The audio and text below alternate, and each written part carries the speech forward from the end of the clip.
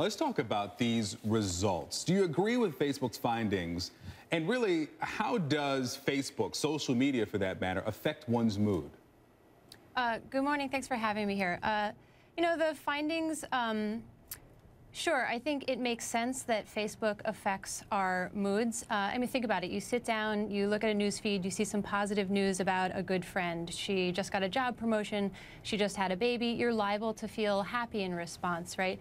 I think the issue of, do users feel sad or things like envious or dissatisfied with their own lives comes up when they're looking at an endless stream of constructed, perfected, seemingly flawless or super exciting, super successful lives. It can make some users start to feel like, well, why is my own life not quite as perfect in comparison? Ben, in your book, you paint Zuckerberg as a bit of a calculating and ethically challenged entrepreneur. What do you think? Does this study fit with something you'd expect from him, or were you actually surprised by it? Well, I'm not surprised. I mean, we're all kind of lab rats in the big Facebook experiment. Facebook, it's all about taking all of the stuff we put on it, all of the news we put on it, and using it to make money, really. I mean, I have nothing against Zuckerberg. I think he's an amazing genius. But Facebook isn't like a bulletin board and you don't have any privacy on it. It's all about taking the data you put on it and finding ways to monetize that. So I'm not surprised that they're doing experiments on us in a way. I'm surprised that it was just for a study for universities, not a study to make more money. Yeah, how can they increase that bottom line? Lauren, let me come to you about the emotion of this, because there are critics who say that a depressed person who could have become more depressed as a result of this study with the manipulation. How is this world of social media connected to self-worth? I know people who are hungry for likes and want all the follow backs that they can get. Yeah, I've even heard the term like addiction, right? This desire or even obsessive desire to get as many likes as possible.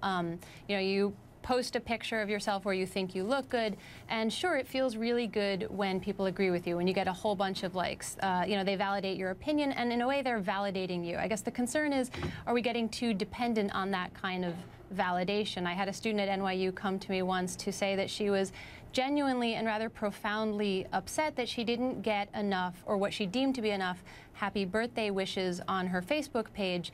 She didn't feel validated. She didn't feel acknowledged enough. Wow, that's really amazing. It's incredible to hear that we rely that much on Facebook for our self-worth. That's kind of scary. Ben, you know what? You pointed out that Zuckerberg wants as many people on Facebook as possible. Do you think that this study was a big fat mistake given the recent backlash? I think the way that they handled it, the way they talked about it afterwards was a mistake. I think there was a way to do things like this without making people feel like they're lab rats.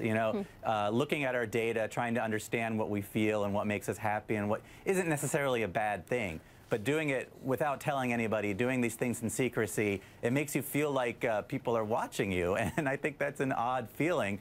And Facebook is supposed to be fun, and it's supposed to be, part of your social life, just something you do every day. And you don't want people to think that you're being stared at while you're doing it. Parents, I'm sure, hearing this information about mood manipulation are wondering if their teenagers, their children, are more susceptible to having Facebook or someone else's innocent post alter their mood. Would it be erroneous to think that younger people are more susceptible to that manipulation?